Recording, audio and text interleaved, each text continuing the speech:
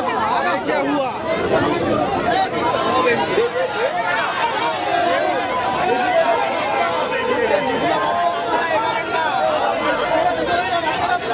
দর্শক দেখছেন, আজকে মমতা ব্যানার্জি কিন্তু আবার বলতে গেলে পথে নেমে গেছেন বিরোধী নেত্রী হিসাবে। যারা মনে করেছিলেন যে মমতা ব্যানার্জি বয়স হয়েছে, হয়তো ঘরে বসে থাকবে, তিনি হয়তো আর তৃণমূলকে লিড দেবেন না, আমি বলবো তারা কিন্তু ভুল বুঝেছেন ওনাকে। উনি কিন্তু সুযোগের অপেক্ষায় থাকেন, যখনই সুযোগ পাবেন এবং সরকার পক্ষ যখনই কোনো সুযোগ দেবে সেই সুযোগকে বিরোধী নেতা বা নেত্রী হিসাবে তিনি কিন্তু সেটাকে ব্যবহার করার জন্য একদম আদর্শ নেত্রী। কারণ মমতা ব্যানার্জি কিন্তু বিরোধী নেত্রী হিসাবেই বাংলার মানুষের মন জয় করেছে। মুখ্যমন্ত্রী হিসাবে যতটা না মন জয় করতে পারেনি, কিন্তু বিরোধী নেত্রী হিসাবে কিন্তু তিনি বাংলার মানুষের মন জয় করেছিলেন। সেই জন্যই বাংলার মানুষ কিন্তু তাকে বাংলার মুখ্যমন্ত্রী, বাংলার প্রশাসক বানিয়েছিল। সুতরাং বিরোধী নেত্রী হিসাবে আবার কিন্তু তিনি যে পথে নামছেন সুযোগ পেলে, সেটা কিন্তু আমরা হালি শহরের ঘটনাতেও বুঝতে পারলাম। এবং আজকে ঠিক যেই সময় নেতাজিকে নিয়ে কিন্তু কাটাছাড়া হচ্ছে, বিজেপির কয়েকজন নেতা যারা বিরূপ মন্তব্য করছেন নেতাজিকে নিয়ে। একজন আপনারা জানেন যে রাজ্যসভার সাংসদ অনন্ত মহারাজ উত্তরবঙ্গ থেকে, তিনি যা নয় তাই ভাবে নেতাজিকে আক্রমণ করছেন। এদিকে রাজ্যের বিজেপির যে রাজ্য সভাপতি শ্রমিক ভট্টাচার্য, তিনিও কিন্তু নেতাজি সুভাষচন্দ্র বসুকে গুন্ডা বলে বসছেন। তো সব মিলিয়ে নেতাজি সুভাষচন্দ্রের যে একটা অপমান, নেতাজি সুভাষচন্দ্র কিন্তু বাঙালিদের একটা সেন্টিমেন্ট, সেখানে কিন্তু আঘাত আনলে বাঙালি চুপ করে বসে থাকবে, সেটা কিন্তু ভাবার কোনো কারণ নেই। এবং আস্তে আস্তে যদি দেখেন, বিভিন্ন যেগুলো সমাজসেবী সংস্থা রয়েছে, এনজিও রয়েছে, তারা কিন্তু এর প্রতিবাদ করতে রাস্তায় নামছেন। প্রতিদিন কোথাও না কোথাও এই যে নেতাজিকে অপমান দিনের পর দিন করা হচ্ছে, সেটা নিয়ে কিন্তু প্রতিবাদ বিক্ষোভ মিছিল কিন্তু আমরা বাংলার বুকে দেখতে পাচ্ছি। এবং বাঙালি কিন্তু এটা খুব ভালো চোখে নিচ্ছে না যে বিজেপি রাজ্যসভা সাংসদ অনন্ত মহারাজ তিনি এরকমভাবে নেতাজিকে অপমান করছেন।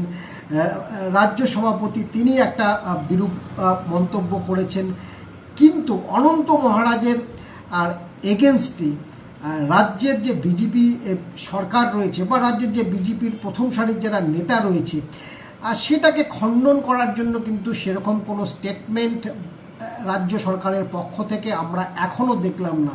সেটা কিন্তু ডেফিনেটলি বাঙালিদের মনে কিন্তু একটা আঘাত হানছে এবং তারই কিন্তু একটা প্রতিক্রিয়া আমরা রাস্তায় রাস্তায় দেখতে পাচ্ছি, যেখানে নেতাজির যারা ভক্ত, আমরা বাঙালিরা সবাই নেতাজির ভক্ত, কেউ প্রতিবাদ করতে রাস্তায় নামুক বা নামার সাহস জোগাড় করতে না পারলেও ঘরে বসেও কিন্তু মানুষ এর চর্চা করছে, ঘরে বসেও কিন্তু মানুষের নিন্দা করছে যে নেতাজিকে নিয়ে এই ধরনের একটা ছেলে খেলা, এই ধরনের একটা অপমান এর আগে বাংলায় কিন্তু অন্তত আমাদের যে অভিজ্ঞতা সেটা কিন্তু আমরা দেখিনি।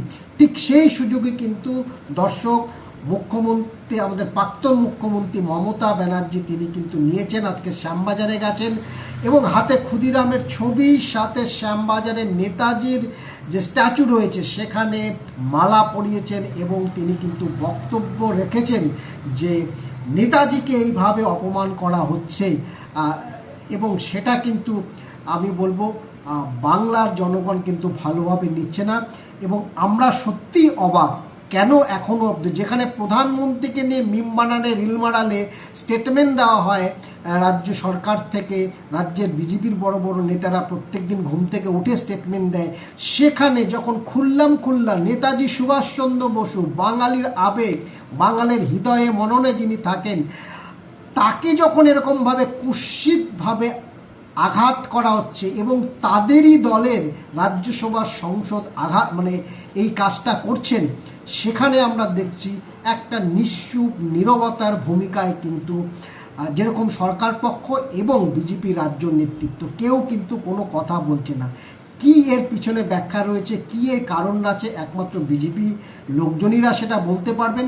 কিন্তু আমরা বাঙালিরা অবশ্যই কিন্তু এই ব্যাপারটাকে ভালোভাবে নিচ্ছি না এবং এই ব্যাপারটা নিয়ে কিন্তু আমি বলবো অলরেডি বাঙালিদের মধ্যে একটা চর্চা চলছে এবং রাস্তায় এর বিক্ষোভ আমরা প্রতিনিয়ত দেখতে পাচ্ছি এবং মমতা ব্যানার্জিও কিন্তু সেই সুযোগ নিয়েছে। এবং যদি লক্ষ্য করে দেখেন এই নতুন সরকারের যে হানিমুন পিরিয়ড সেটা কিন্তু মোটামুটি কাটার পথে।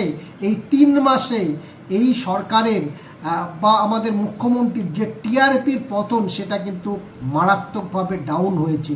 এবং ইউটিউবাররা বলছে, বড় বড় ইউটিউবার যারা ভিডিও করেন, সরকার পক্ষে হয়ে ভিডিও করেন, তারা মুখ খুলতে বাধ্য হচ্ছে, কারণ তাদের ভিডিওতে ভিউ দিচ্ছে না, লোকে ভিউ দেখছে না। যদি মানে প্রশংসা করছে, জোর করে যদি কিছু একটা ভালো কথা বলতে চাইছে সরকারের পক্ষে বা মুখ্যমন্ত্রীর পক্ষে, সেখানে ভিউ হচ্ছে না, টিআরপি এরকমভাবে কিন্তু ড্রপ করছে।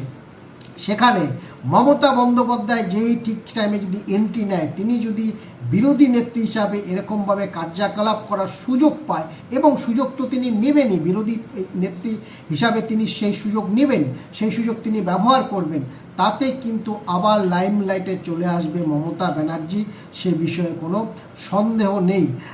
এবং আমি জানি না কেন এখনও আমরা নেতাজির এই যে অপমান এত কিছু হচ্ছে সেটা নিয়ে রাজ্য বিজেপি নেতারা একদম মুখে কুলু পেটে আছে, কোনো কথা নেই। একটা তো স্টেটমেন্ট অন্তত দেওয়া যেতে পারতো অনন্ত মহারাজকে নিয়ে, একটা স্টেটমেন্ট অবধিও কিন্তু আমরা কোনো রাজ্য সরকার বা কোনো বড় একটা বিজেপি নেতার মুখ থেকে কিন্তু শুনতে পারলাম না যে অনন্ত মহারাজ এই যে বক্তব্যটা করছে তার একটা কাউন্টার কোনো একটা দেওয়া। এটা বাঙালির আবেগ, এবং সেই আবেগকে যদি মানে এইভাবে সেই আবেগকে নিয়ে যদি খেলা হয়, তার ফল কিন্তু আমি বলবো বিজেপির পক্ষে খুব একটা ভালো হবে না, এবং আগামী দিনে এটা কিন্তু বিজেপির বিপক্ষে যাবে বলেই কিন্তু আমার মতামত।